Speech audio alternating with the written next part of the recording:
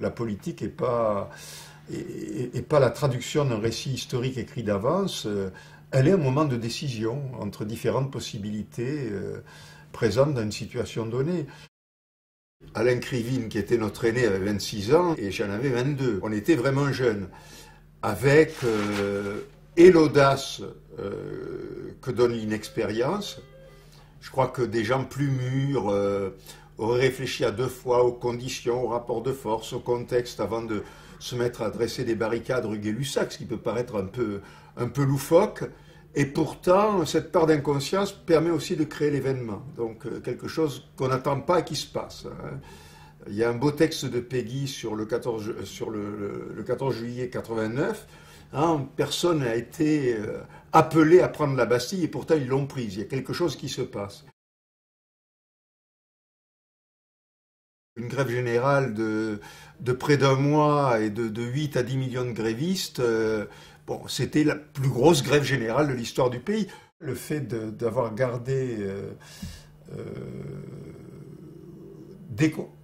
non pas des certitudes, mais des convictions suffisantes pour se battre, même dans une situation difficile, ça nous donne le droit, j'aime bien cette formule, le droit de recommencer. Bon, et on recommence jamais de rien, on recommence toujours, Deleuze disait par le milieu, c'est-à-dire avec l'héritage et puis en même temps quelque chose de nouveau qui commence. Ce que je supporte pas, c'est dans les cérémonies de commémoration de 10 ans en 10 ans, cette espèce de solidarité générationnelle fictive. Non, il n'y a pas.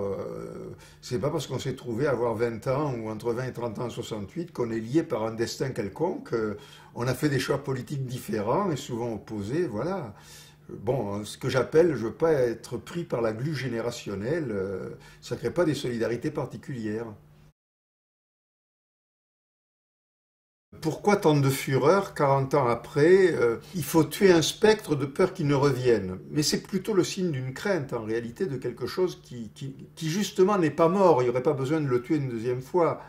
Bon, et il y a un acharnement, le fait que la France soit le pays qui est...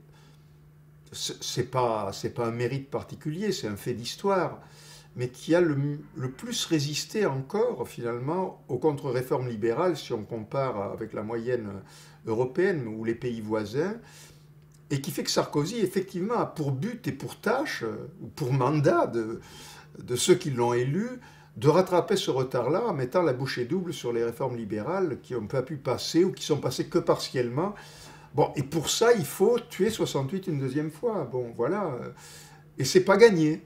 Moi, j'exclus pas, par exemple, qu'il lui arrive une mésaventure, comme il est de plus en plus inquiétant, qu'il fasse une boulette droit dans ses bottes, comme Juppé en 95, ou un CPE comme Villepin en 2006, et il peut avoir les mésaventures de Villepin ou de Juppé.